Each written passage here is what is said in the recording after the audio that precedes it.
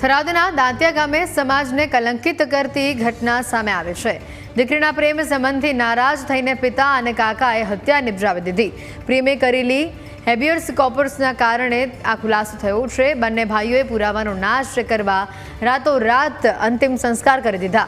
પિતા અને કાકાએ દૂધમાં ઊંઘની ગોળી આપીને હત્યા નિપજાવી હતી।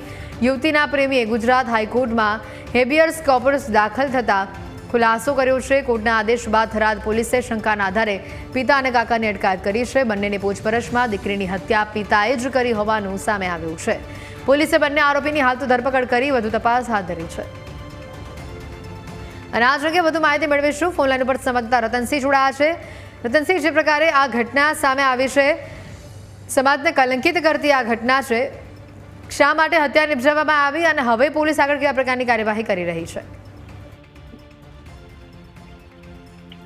ચોક્કસ ઈસવી અત્યારે જે રીતે વાત કરવામાં આવે તો બનાસકાંઠાનો જે સરહદી વિસ્તાર છે ને, સરહદી વિસ્તાર જે દાંતિયા ગામે સમાજને કલંકિત કરતી એક ઘટના છે તે અત્યારે તો સામે આવી છે।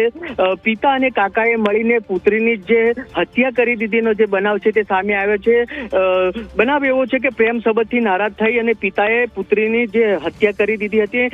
બંને ભાઈઓએ પુરાવાનો નાશ કરવા માટે જે દીકરી હતી તેને રાતોરાત અગ્નિ સંસ્કાર કરી દીધા હતા ને જે બંને ભાઈઓ પુરાવાનો નાશ કર્યો હતો। ત્યારે કહી શકાય કે પાલનપુરમાં રહેતી યુવતી જે હતી તે નીટની તૈયારી કરી રહી હતી અને જ્યાં તેને પ્રેમ સંબંધ બંધાયો હતો, એટલે કે પ્રેમ સંબંધની પરિવારને ખબર પડતા યુવતીએ અભ્યાસ કરવાની ના પાડી દીધી હતી પરિવારજને, એટલે કે યુવતી પ્રેમી સાથે મૈત્રી કરાર પણ કરી લીધા હતા। ત્યારબાદ જે યુવતીના ઘરે લગ્ન પ્રસંગ હોય ને ઘરે આવી હતી, ત્યારબાદ જે પિતા છે તે પિતા અને કાકાએ સાથે મળીને જે યુવતી હતી યુવતીને ઊંઘની ગોળીઓ દૂધમાં પીવડાવી હતી, ત્યારબાદ હત્યા કરી દીધી હતી। અત્યારે તો યુવતીના પ્રેમી છે તે હાઈકોર્ટમાં હેબિયસ કોર્પસ દાખલ કરતા કોર્ટે જે તપાસના આદેશ અત્યારે તો આપ્યા છે। ત્યારે થરાદ પોલીસે શંકાના આધારે જે પિતા અને કાકાની અટકાયત કરી હતી, ત્યારે બંનેની પૂછપરછ કરવામાં આવી હતી। ત્યારે પુત્રીની હત્યા પિતાએ જ કરી હોવાનું તે પિતા અને કાકાએ કબૂલ્યું હતું। ત્યારે પોલીસે બંને આરોપીઓની અત્યારે તો ધરપકડ કરી છે અને ધરપકડ કરીને